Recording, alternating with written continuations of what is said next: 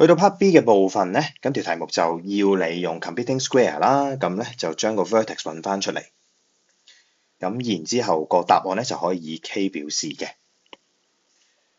咁我哋就可以直接開始啦。Part B 嘅部分，咁我哋先將 f(x) 寫翻出嚟啦，咁佢嘅functions 咧就係2x 次減 4kx 再加 3k 次加5。咁我自己嘅習慣咧就係做 computing square 嘅時候，我哋會分翻有 x 嘅 terms 同埋冇 x 嘅 term。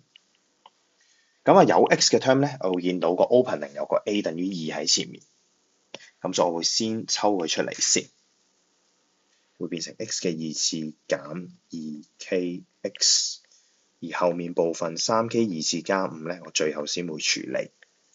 好，咁啊下一步，咁我哋亦都係需要用到 a 減 b 嘅2次等於 a 2次減 2ab 加 b 2次嘅。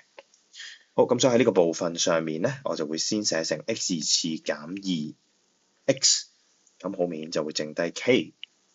咁無中生有底下咧，咁我就會加 k 2次減 k 2次，係啦，括翻住佢，咁啊再加 3k 2次加5。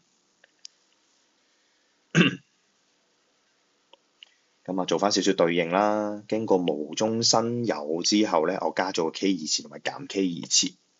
咁而你會見到咧，我就可以將 x 2次減 2x 乘 k 再加 k 2次呢個部分咧，應用翻 a 減 b 嘅2次。咁所以就會得出 x 減 k 嘅2次。咁而後嘅部分咧，咁啊亦都有一個減 k 2次喺呢一度。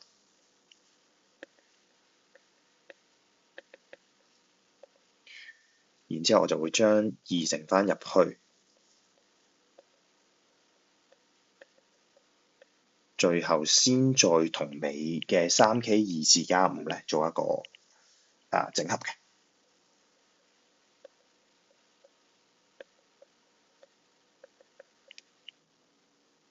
咁就將個 function 寫成一個 vertex form 啦。咁啊前面會見到 x 嘅 coordinate， 我叫佢做 h 等於 k， 而後面咧就會見到個 y coordinate， 我叫佢做 k 啦。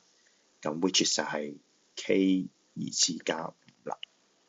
咁就係代表緊 quadratic functions 裡面嘅 vertex hk。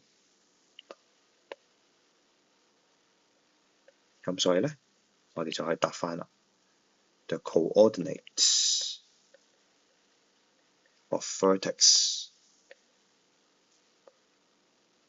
are k 同埋 k 2次加